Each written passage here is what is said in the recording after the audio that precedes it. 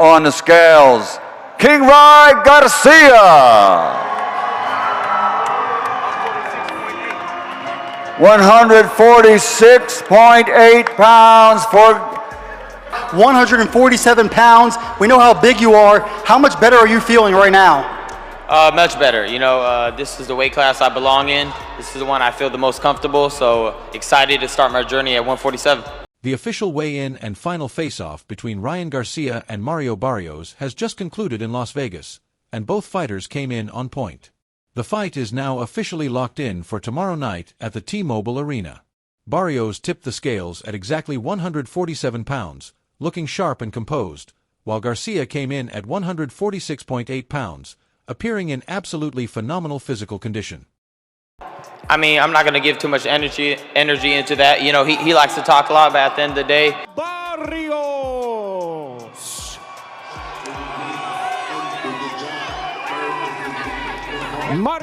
The face-off. Pure electricity. Both fighters got in each other's faces, exchanged words, and held that intense stare-down for nearly a full minute before security stepped in to separate them. The tension was undeniable and very real. Tomorrow night at T-Mobile Arena is going to be explosive. But now that the weigh-in is behind us, let's get into what's really got the boxing world buzzing, because some of the biggest names in the sport have been making their predictions, and what they're saying is absolutely shocking. I think he sleeps, Ryan. Late? I'm thinking Ryan's winning early, and then I think that too. I think Ryan's gonna come out winning, and I think that he's gonna be taller, longer. Hey, who do you think is gonna win in the fight, Ryan Garcia or Mario Barrios? I think Ryan Garcia, bro. Yeah, he's really good, and I think this is his chance. You know, I hope he's working hard because he is, bro. Yeah, okay, because this is his chance to be a world champion. Let's start with one of the most respected voices in the entire sport. Terrence Crawford recently shared his take on this matchup, and it genuinely caught people off guard. Crawford told the media straight up, Ryan's speed is going to be too much for Barrios.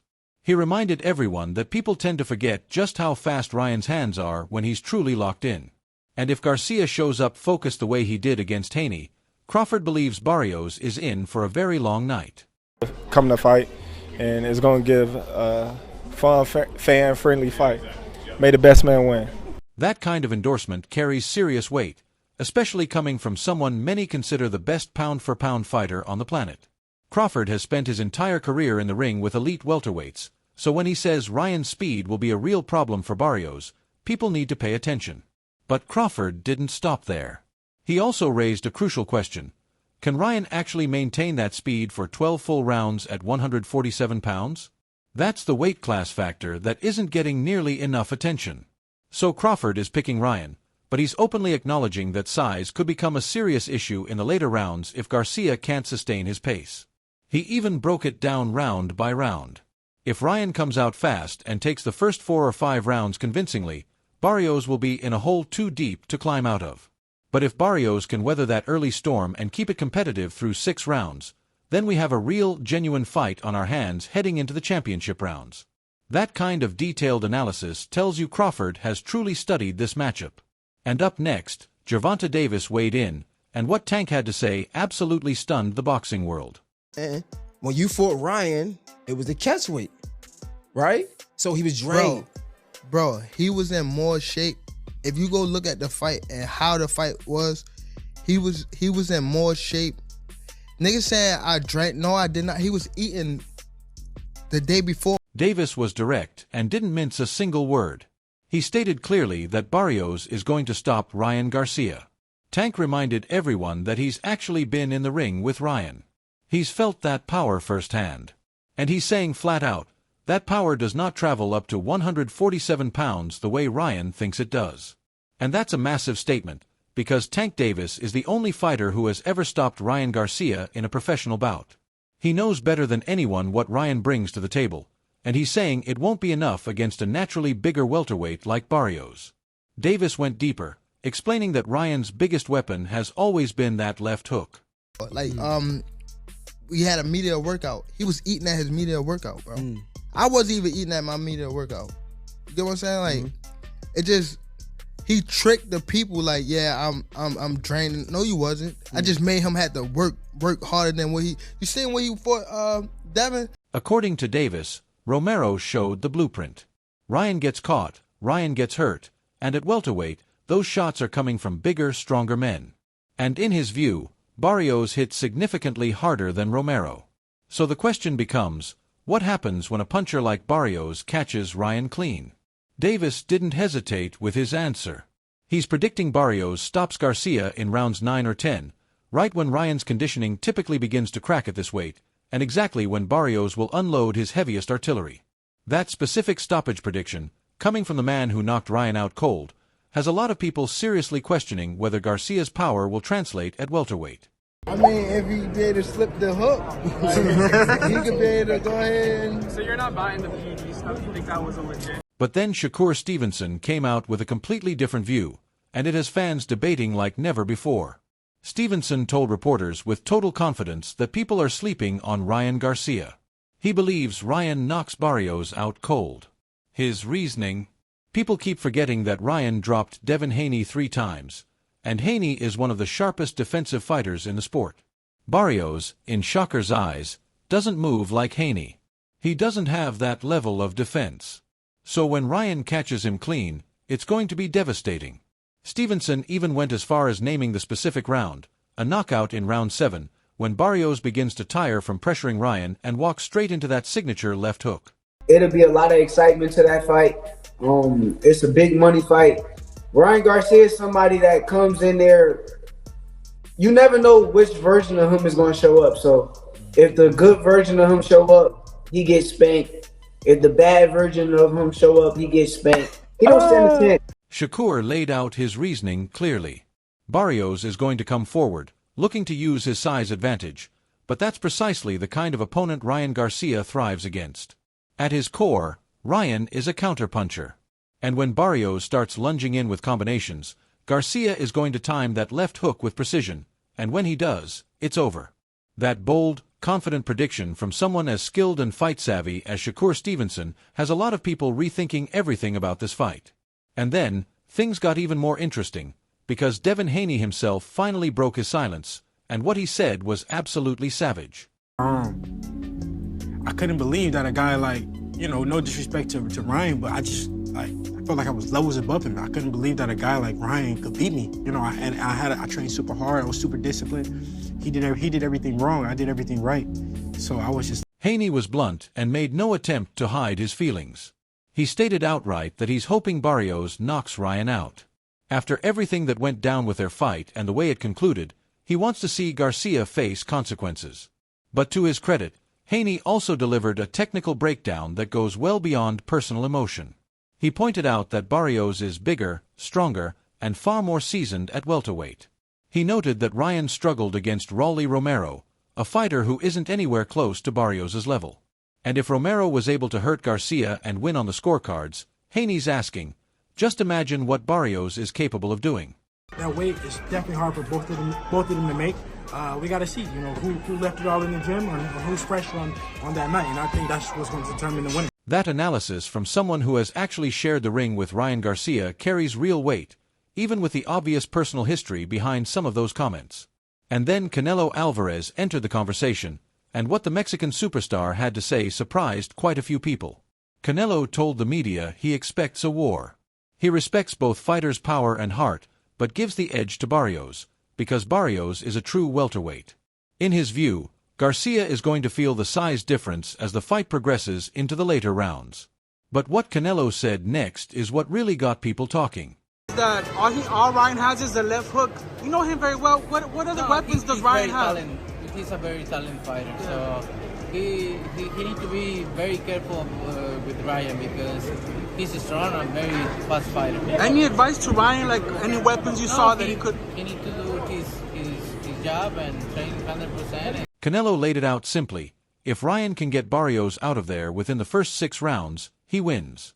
But if this fight reaches the championship rounds, Barrios' natural size and weight advantage will ultimately be too much to overcome. He explained exactly why he believes size becomes the deciding factor. When you're naturally bigger and properly hydrated at 147 pounds, Your punches carry more force. Garcia is going to feel every single shot Barrios lands. And by rounds 8 or 9, those accumulated shots are going to take a very real toll on his body. In essence, Canelo is saying this entire fight comes down to timing. Whether Ryan can do his damage early, before the size disparity becomes a wall he simply cannot climb. There's not a far-gone conclusion that Ryan can take out a guy like Barrios, man. Barrios is experienced. I don't give a damn what anybody say. He got a lot of experience, man. He got the best resume at 147 pounds, right? He's a champion. You know what I mean? He's been in the ring with Tank Davis as well. He's been in the ring. Bradley stated his prediction with conviction. Barrios by unanimous decision. His reasoning was thorough. Ryan Garcia has never demonstrated the ability to sustain a high work rate across 12 full rounds at welterweight. Barrios, he argues, is going to use his jab to control distance and make Garcia work relentlessly for every single second of every round. Bradley went further, dissecting Ryan's defensive vulnerabilities. Who else was the guy he been in the ring with that was Pacquiao recently, obviously. Pacquiao recently, and there was another one. Thurman, was it Thurman? Yeah, Keith one-time Thurman. So I mean, he's felt resistance. He's felt resistance at every single level, right? You know, even with the southpaw. So I mean, you got a guy like Garcia. That meticulous round-by-round breakdown from one of the most technically gifted fighters of his generation has experts nodding in agreement across the board. But then Errol Spence Jr. stepped forward with a take that went entirely against the grain. Spence was confident and direct. Ryan Garcia wins this fight, and more easily than people expect.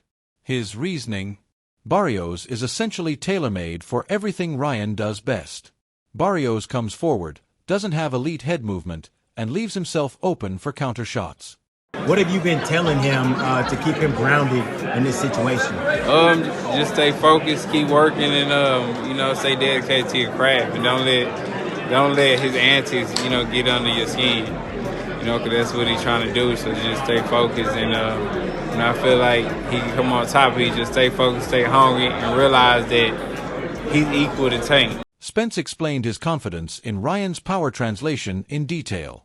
Garcia has been training specifically for welterweight. He's invested in the right strength work, and his frame naturally supports the added weight. When he connects with that left hook on Barrios, Spence believes it will carry the same devastating impact it had on Haney. Coming from Errol Spence Jr., a man who spent his entire prime at welterweight and knows exactly what it demands, that prediction has given Ryan Garcia supporters a major surge of confidence heading into fight night. Keith Thurman also shared his thoughts, and what one time had to say showed he's genuinely done his homework on both fighters. He got back-to-back draws. That's a history in the making, not an entertaining one, but it's history in the making. Drawing, so let's see if Ryan can, beat him. And then, like I said, they're all lightweights moving up. So then if they were to ever try to see us at 54, then they're playing with fire once again. Thurman pinpointed where he believes the fight will truly be decided, rounds 7 through 10. That's when the size difference starts to register for Garcia, and when Barrios' experience at this weight class becomes the defining factor. Thurman even went as far as projecting the scorecards. He sees one judge giving it to Ryan 115 to 113, while the other two hand it to Barrios 115 to 113 and 116 to 112. It's going to be that close, but in his view, Barrios does just enough to get the nod. That level of specific, scorecard-level analysis from someone who has been through wars at welterweight tells you just how genuinely competitive this fight has the potential to be. And the opinions don't stop there, because even legendary trainers and retired champions are now putting their names behind predictions. Okay, and so you think Ryan's got a bigger punch than that? Bigger punch than, you know what I'm saying? Yeah, because when Ryan touches you. No, when he touches lightweights, see, he hasn't dropped real welterweights. Okay, yep. Is there even a real welterweight that he's fought in the welterweight division? I think Conor Benn's the only real welterweight left. Freddie Roach told the media he likes Barrios in this fight. He pointed directly to Ryan's recent vulnerabilities, getting stopped by Tank, losing a decision to Romero, and argued these aren't random setbacks. They're patterns. Real, identifiable problems that surface when Garcia steps up in competition. Roach reinforced his point by emphasizing the weight class reality. Barrios isn't moving up or moving down to make this fight. This is his division. Yep. It's true. My prediction is may the best man win. Many believe Mayweather is directly referencing Ryan's well-documented tendency to lose focus during training camps and the social media controversies that have repeatedly pulled his attention away from boxing.